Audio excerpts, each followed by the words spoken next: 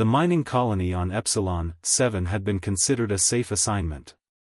The Galactic Consortium had established the operation 3 cycles ago, employing workers from 17 different species to extract rare minerals from the moon's crust.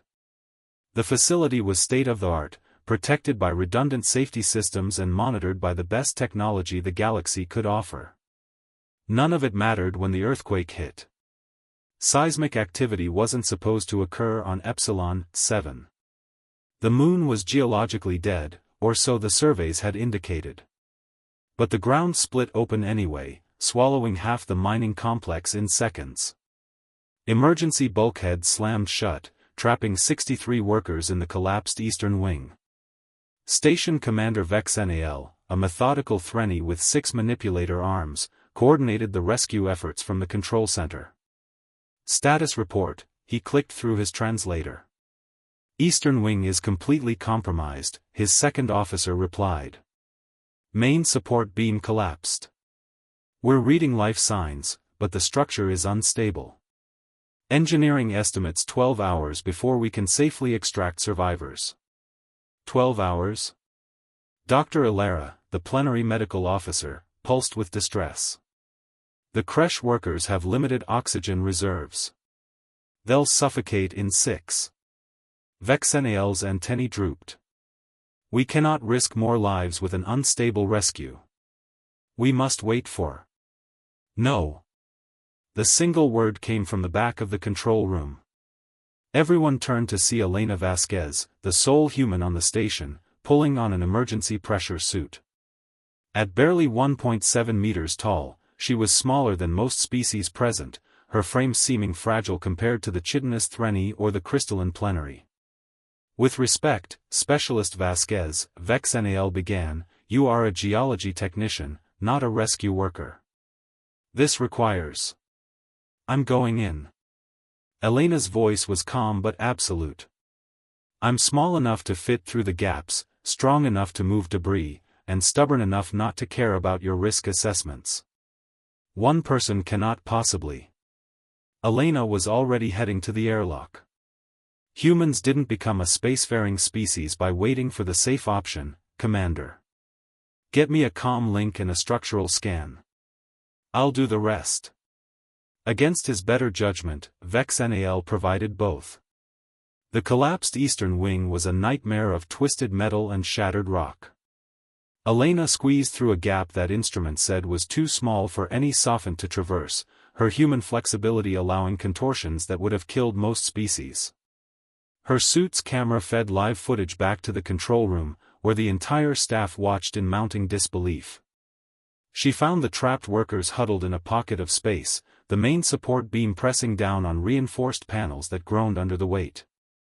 The creche workers' breathing was already labored, their oxygen running critically low.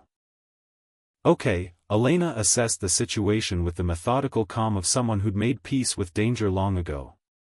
I need to lift this beam about 30 centimeters and shift it 2 meters lateral. Then you can crawl through to the secondary tunnel. That beam masses 4 metric tons, Vexenal protested through her comm, no single being can. He stopped speaking as Elena braced herself beneath the beam. She activated her suit's servo assists, meant for fine manipulation, not heavy lifting, and added her own biological strength to the equation. Her muscles, evolved under Earth's crushing gravity, strained against the mass. The beam shifted. Impossible, breathed a Valerian engineer, watching the sensor readings. Her bone structure should have collapsed.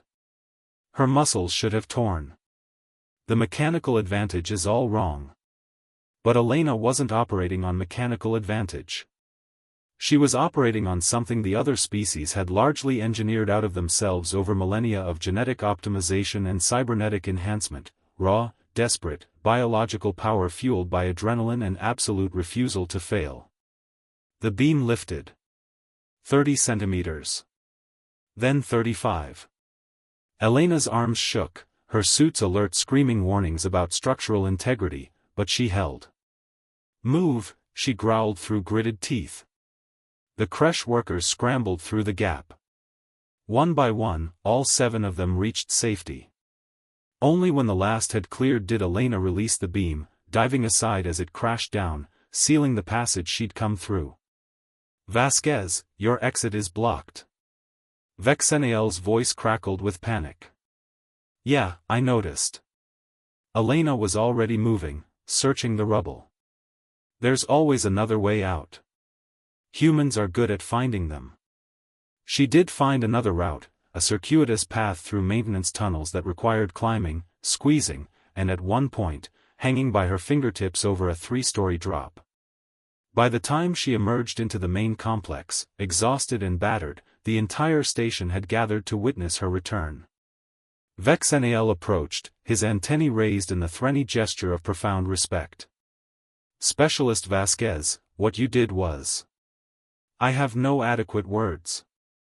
7 lives saved by one person, against all probability.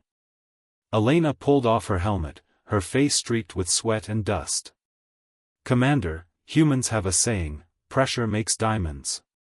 We evolved on a planet that was actively trying to kill us every day. This?